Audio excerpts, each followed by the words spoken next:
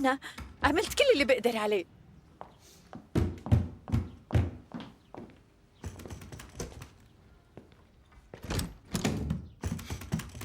افتحوا. الحيط ما رح يكون فاضي، ليك شو جبت معي؟ ممكن تفرجيني البروفيل؟ شو هي كدمة؟ خلص بقى حاجة ضجة. قليب هي كتير حلوة. شكرا. المهم أنا جاهز. قليب واشكا، شو رأيك بلاها؟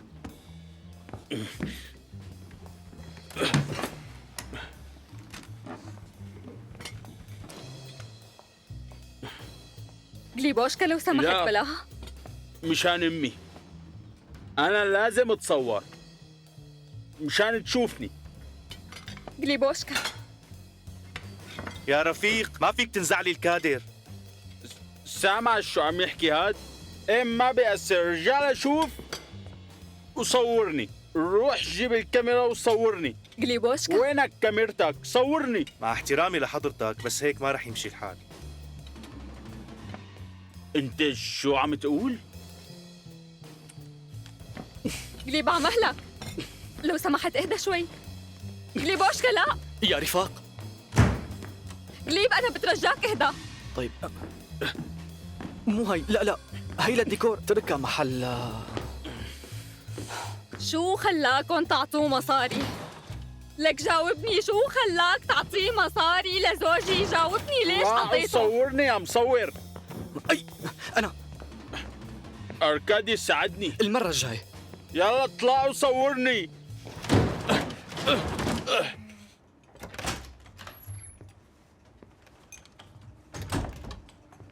رفيق نيكولاي، هذا كل شيء بخصوص باكروفسكي ألكسندر، أو مثل ما بيسمي حاله ألبرت.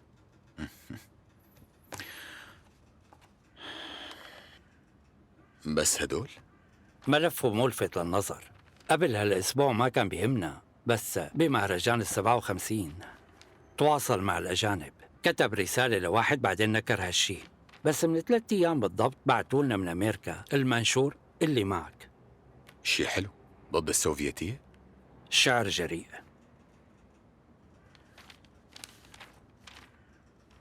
شكله رح يتعبنا.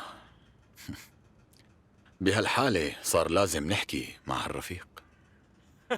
وفجأة ضربوا بعضهم، فشلنا. شو اللي بيضحك؟ انت اللي فشلت مو نحن قلب. وهلا كيف ناوي تصلح الوضع؟ عم فكر إني أعيد التصوير معهم لحالي. لا تيأس. لو سمحتي ممكن أخذ كورنييف يساعدني؟ العدسة اشتريناها جديد، جبتها لصور كندي. بخاف بيريكوف يعرف. لا ليكو، أنا في عندي مصور وجاهز، بس بدي حدا بيشبه هداك الميكانيكي. وشو أعمل إذا بيريكوف كشفنا وشاف الصورة؟ ليك أركادي، شكل ليونيد خايف. برأيي إنه الأحسن تلاقي غيره. إذا بتحموني أنا جاهز. عن جد؟ خلص، لقينا الأب ضل نلاقي أم وولد بعمر 5 سنين، وين نلاقيهم؟ مستحيل ساوي هالشي لأنه بأمريكا بيعرفوني كتير منيح. صبايا لا، لولد عمره 5 سنين؟ نحن مستحيل نعمل هالشي. طيب شو نعمل؟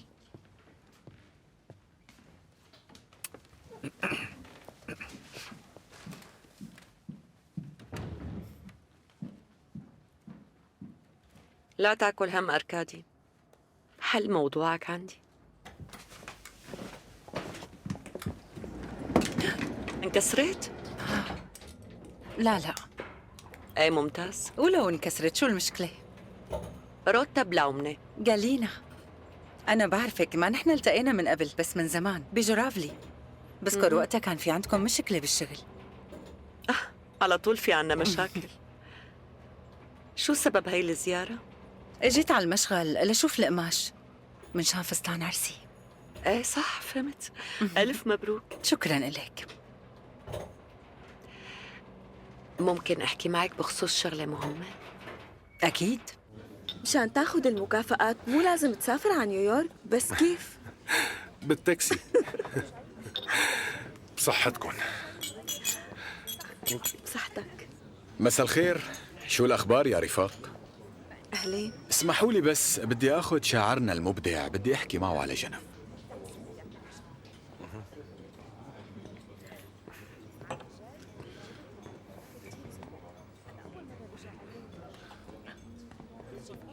بالمناسبة نيكولاي تشيرنخ. أهلين. كأنه رجل أمل. تفضل.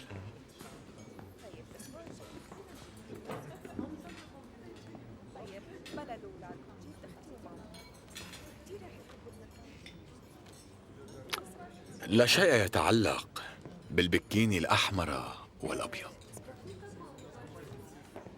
لو سمحت قل لي هالإشارة لويليام كارلوس ويلمس، كانت بالنسخة الأصلية؟ ألكسندر، قل لي لشوف أنت شفت هاي الجريدة الأمريكية من قبل؟ يعني من باب الفضول؟ إيه. شكرا على اهتمامك، بس في حدا عم بيحاول إنه يورطني بهالشي. أنا مالي علاقة باللي قريته أبدا، ولا بدي شوفها لو سمحت. للأسف، مع الأسف كان بدي هنيك عليها، بس بصراحة هذا الموضوع أنا ما بيهمني بنوب. اجيت لهون منشان أحكي بخصوص حياتك الشخصية، وبشكل خاص عن الجزء المتعلق بجالينا فولينا.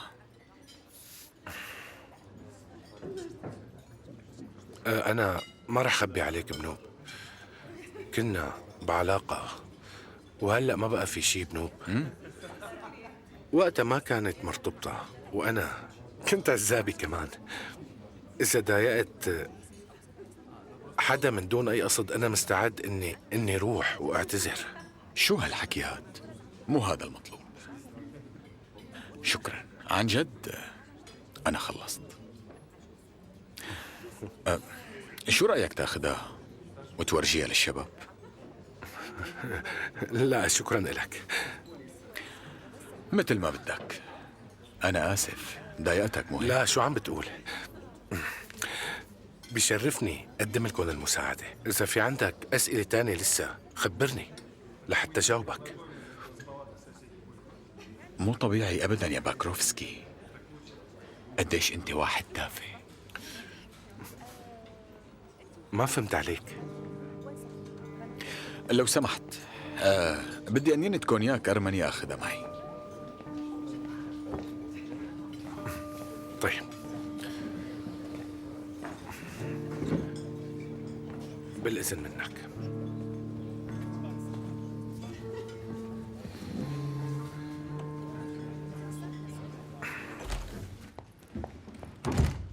قريشة، يلا اعترف، هي كانت فكرتك مو هيك؟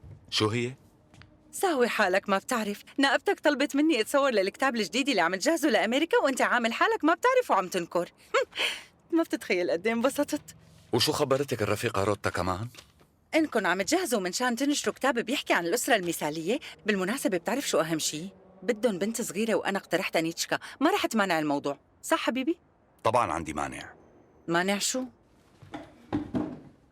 لأنه ما في داعي آنيا تكون معك بجلسات التصوير. هاي بعتبرها تفاهة. مزبوط، معك حق. إنه تتصور معي ونقضي شوية وقت مع بعض هي تفاهة، مزبوط. قالينا أنا مو هيك قصدي. شو لكان؟ لهلأ ما خبرت أنيتشكا إنه رح نتزوج. شو ممكن تكون غيرت رأيك بالموضوع؟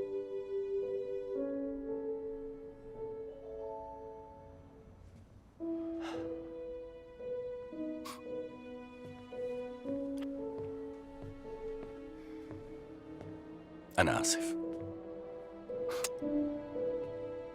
خلص، إذا الموضوع بيهمك تصوروا مع بعض.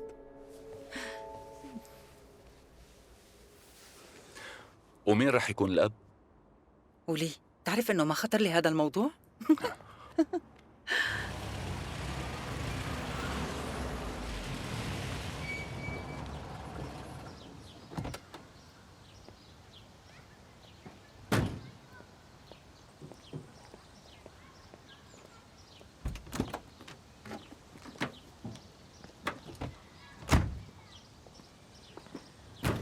مرحبا قريش. أهلين نيكولاي. مرحبا. كيفك أنيتشكا؟ مو متذكرتني؟ أنا وأبوك رفقة من زمان. هذا عمو نيكولاي. بدي أحكي مع بابا شوي، ممكن؟ رح طلع على فوق وبرجع لك. يلا.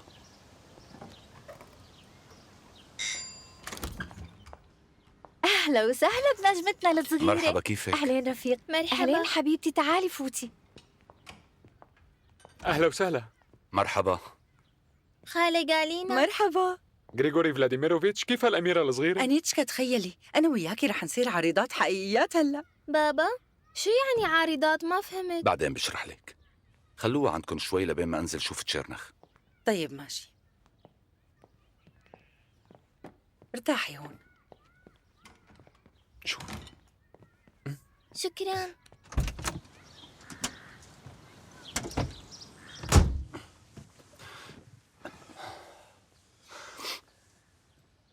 قريش، في شغلات بهالحياة الأحسن إنك تسمعها من رفيقك.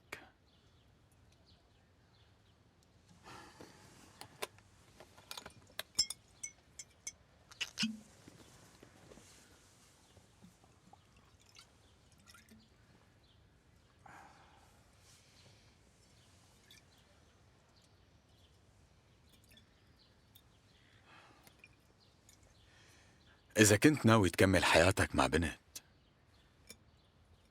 فلازم تعرف كل الأمور اللي بتتعلق فيها. احكي اللي عندك.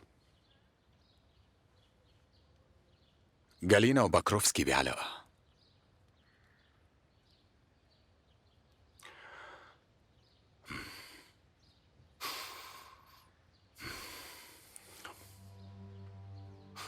متأكد؟ طبعا.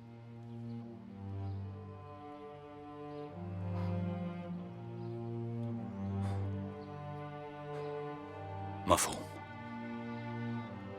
إذا بدك بضغط عليه بسبب شعره أو عليه عن طريق الحزب. ما في داعي. بدي تعرف إني رفيقك، بتمنى تكون جنبي مثل ما عم وقف معك. شكرا نيكولاي. بدي اياكي تقربي صحن السلطة وكأنك عم تسكبي. وهلا انتبهي، أخذت الصورة. هلا رح نجرب لقطة تانية. تمام.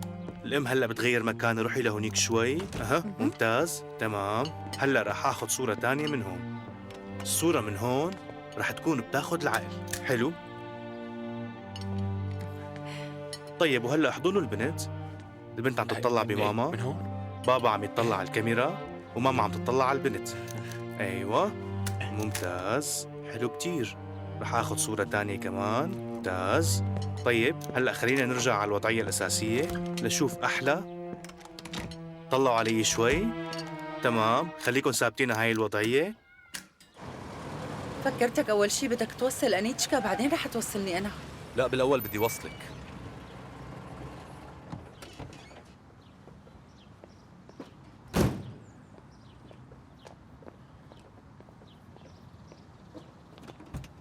شرفي انزلي.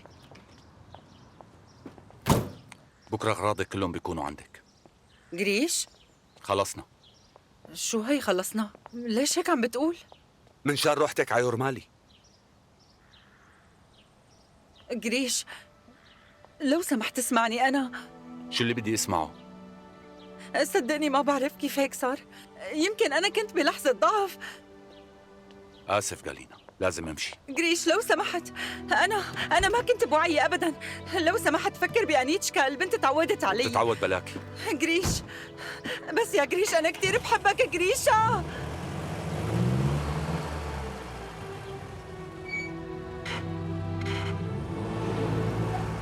قريش استنى.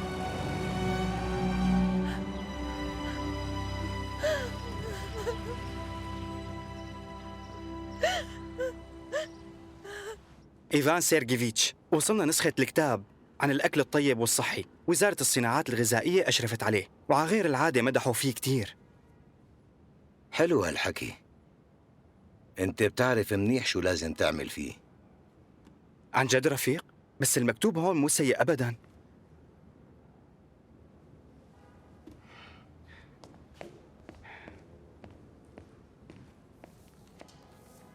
كيف أتلفوه؟ بتعرفي هذا الكتاب كان لازم يقدمه نيكيتا سيرجيفيتش وقت يروح على نيويورك. ما رح يكون في لقاءات مع الشعب. الأمريكان بعتوا ملاحظة كمان لخروشوف إنهم ما رح يضمنوا سلامته إذا بيغير طريقه. حتى إنه تضايق كتير لما عرف بهالشي، وفي احتمال كبير تلغى الزيارة حسب ما وصلني. وميكويان ما حدا رح يخبره قديش تعذبت بالموضوع؟ عنده مشاكل بتكفي وزيادة. أركادي لا تاكل هم، رح نلاقي لك شغل غيره. مفهوم؟ مفهوم. في روح.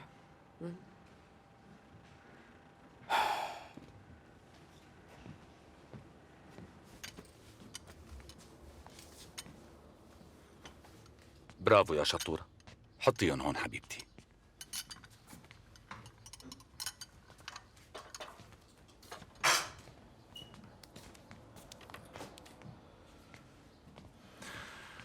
طيب،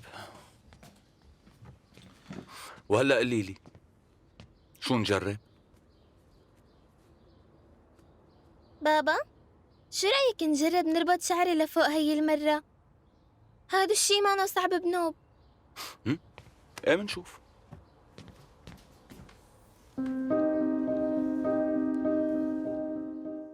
I don't know. Do you have to drink with them? Tell them you're a Mormon. Think they know what a Mormon is? I'm kidding.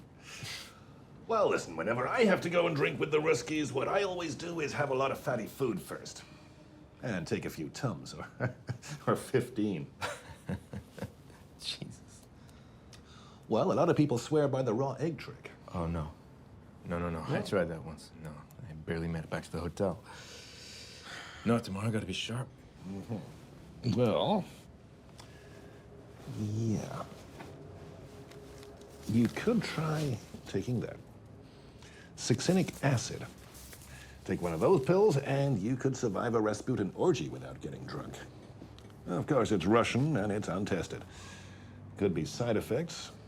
I've never tried it myself. Sounds like a last resort.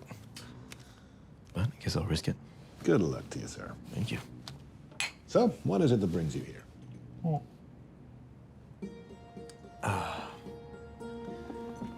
I'm delivering a message. The center wants me to wake up a sleeper in one of the Russian ministries. Nobody too high up, but the right guidance. Sounds good. Which ministry?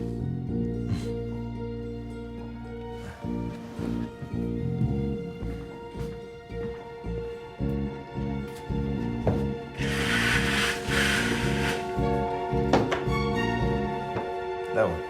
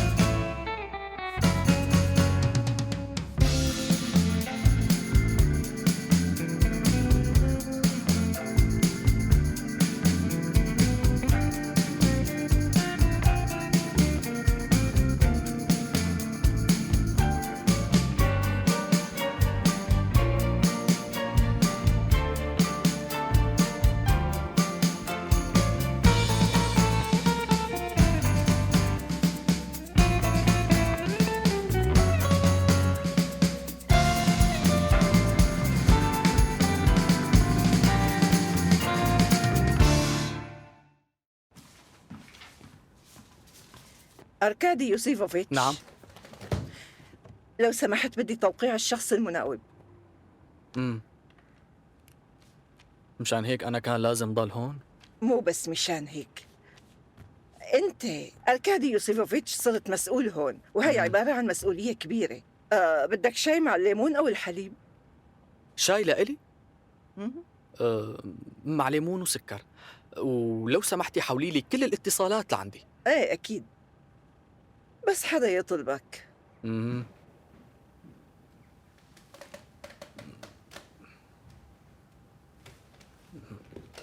آنيا، خدي معك سندويشتك بتكمليه على الطريق. ما بدي أتأخر على شغلي. بابا بلا ما تروح اليوم. ما بقدر حبيبتي، الناس ناطريني. إذا هيك لكن أنا رح أنطرك هون. روحي. مو على أساس اتفقنا؟ صدقيني رح تنبسطي كتير بالروضة، ورح يصير عندك رفقات كمان. لا مو حابة، وأنت رفيقي الوحيد. آنيا شو عم يصير معك؟ خلص امشي. يلا حبيبتي امشي. أنا ما بدي روح. خلص لا تعنديني بقى، امشي معي. خلصنا بنتي، خلص حاج تبكي. ليك اسمعني بيترو، شو رأيك تاكل شي لقمة قبل ما يجوا الضيوف؟ ما قلت لي مين جاي؟ جاي ناس مهمين من وزارة الخارجية. يا ترى شو بدنا نطبخ لهم اليوم؟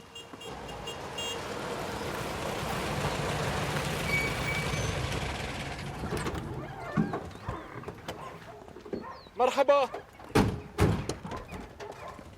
مرحبا، كيفكن؟ موراتوف أندري فلاديميروفيتش، قسم تحليل المعلومات التابع لوزارة الخارجية. يا أهلا وسهلا. أهلا وسهلا. الإداريين إمتى رح يوصلوا؟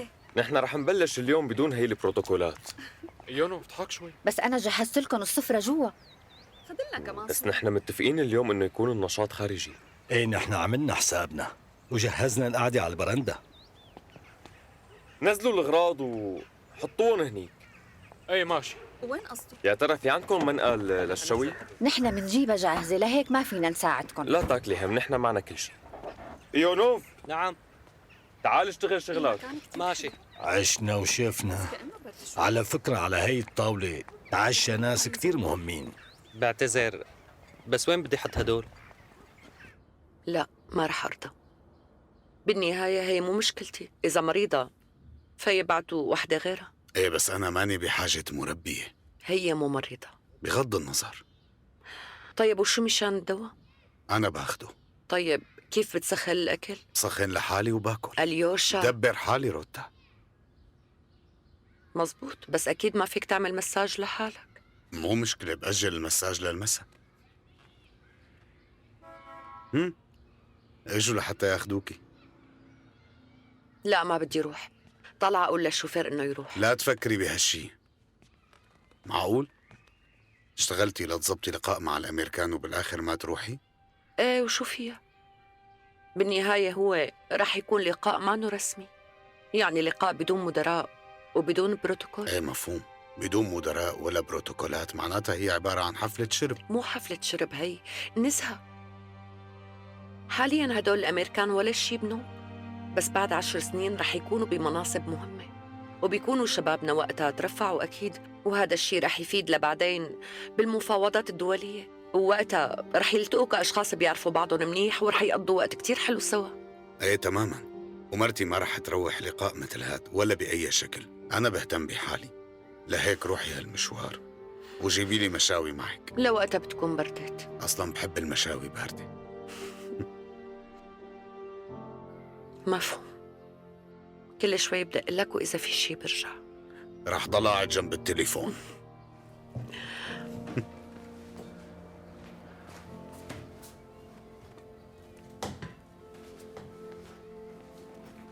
بوسة؟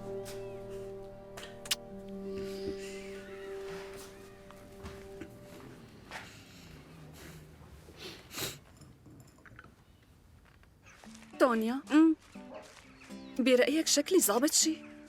يعني بالآخر هاد لقاء شغل. ناتا، كم مرة بدي أقول لك هالشي؟ أنتِ طالعة كتير حلوة، تاخدي العقل، وبتشبهي بريجيت باردو. أندري، شوف نحن منشبه بريجيت باردو ما؟ ايه بتشبهوها من ورا. مو قصده شي. اجوا الأمريكان، معقول هدول هن؟ ايه هدول هن. روتا لسه ما وصلت. يونوف خرج ترحب فيهم انت؟ أندري فلاديميروفيتش، أنت بتعرف إنه إنجليزيتي ضعيفة شوي. أساساً قبلوني بالخارجية بس لأني شاطر باللغة الفنلندية. عن جد؟ فنلندية؟ ايه. طيب بتعرف غيرها؟ الإستونية. برأيي كان أحسن يضل منوب بالقسم. ليون؟ شو رأيك أنت ترحب فيهم؟ لا، دبروا حالكم مع الأمريكان لحالكم. شو العمال؟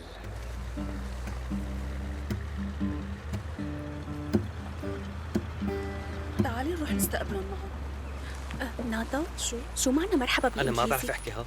هاي ايه منيح مشان أقولها. Welcome, friends. We are happy to see you. Hi, I'm John. This is Michael. Michael, nice to meet you. Eleanor. Hello, Eleanor. Andre. Mary. And Casey. Casey. I'm Andre, and this is Misha and Danny. مرحبا. Hello.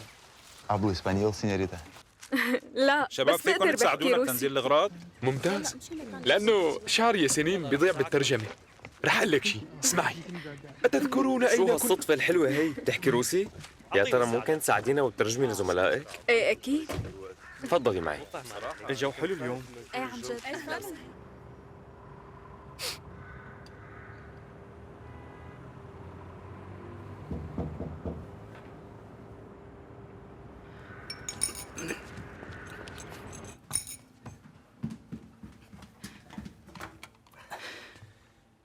أركادي قلوب. إيليا؟ ما تواخذني بس ما عرفتك. هلا تذكرتك. أهلين. إيه ممكن بس بعد ربع ساعة.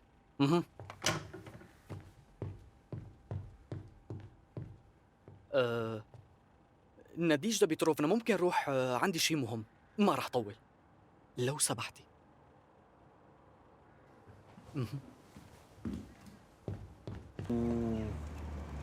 This is Mangal. And I for international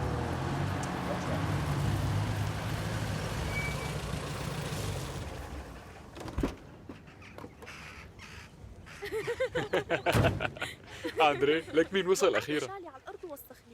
أنت جاهز؟ شرفتونا رفيق غريغوري. كيف الوضع؟ الوضع ممتاز. كتير منيح انك وصلت يا رفيق. الكل هون ما هيك؟ ايه. هذا واحد عن جد؟ روتا وينها مو شايفة؟ اتصلت وقال رح تتأخر. مثل ما بتعرف عندها وضع بالبيت. وانتوا ليش ما عم تطعموا الضيوف؟ روتا كارلوفنا رح تجيب اللحم. والكلمة مين بده يلقيها؟ ما حدا. ما هاد مانو لقاء رسمي. واضح هالشي. كورنييف كيفك؟ على القليل اشرب بكاسة.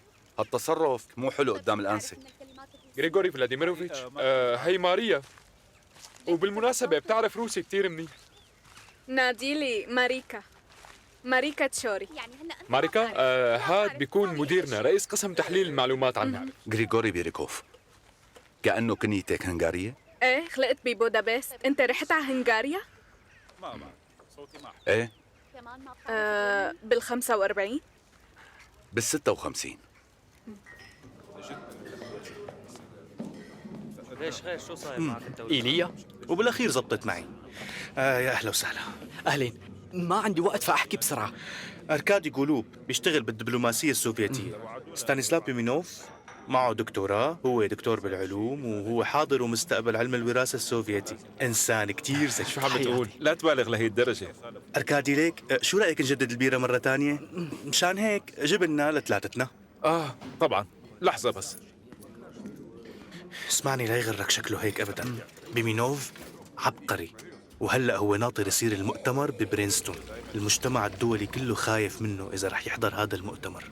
ممكن تساعده حتى يوصل؟ تقدر؟ هو لسه ناقصه توقيع واحد بس. شو هذا اللي عم تقوله؟ هيك بتعمل خدمة كبيرة للعلم والعلماء. لك هاد؟ ماشي طيب فهمت عليك. يسلم. شكرا لك. ستانسلاف ليك لو سمحت ممكن تروح تجيب لنا نقانق؟ طبعا طبعا رح اجيب. مسيك. شو هاد؟ مصاري؟ عم تحاول ترشيني لك مجنون. وطي صوتك. رح روح. وقف.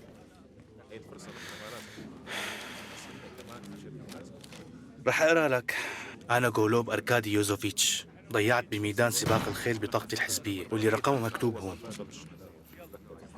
وقت ضيعت بطاقتك الحزبيه مين اللي ساعدك؟ الديون لازم تندفع، والا في ناس محدده رح تعرف بعملتك هي، وبتعرف وقتها شو رح يصير. مشان هيك خلينا هلأ نعمل كل جهدنا ونقدم له كل المساعدة لحتى يطلع من هون.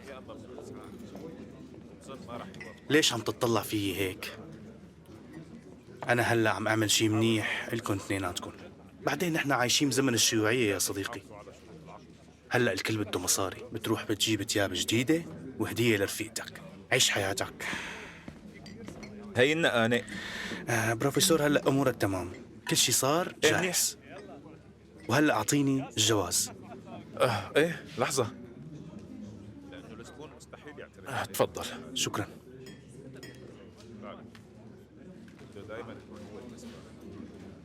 شكرا إلك.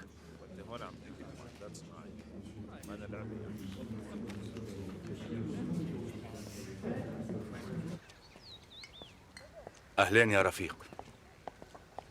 أنا آسفة تأخرت عليكم، بس الشوفير ضيع الطريق. كل شي منيح؟ ايه بس الكل ناطرين المشاوي هلا. روتا اسمعيني، أنا مقدر حالتك، لهيك إذا عندك أي شيء ضروري فيك تروحي عادي. ما في داعي، ما عندي أي شي.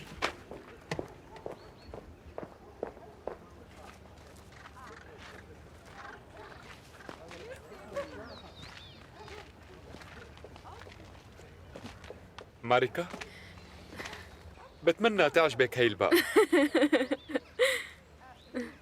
حلوة مو هيك؟ هيك كتير. Maple leaves.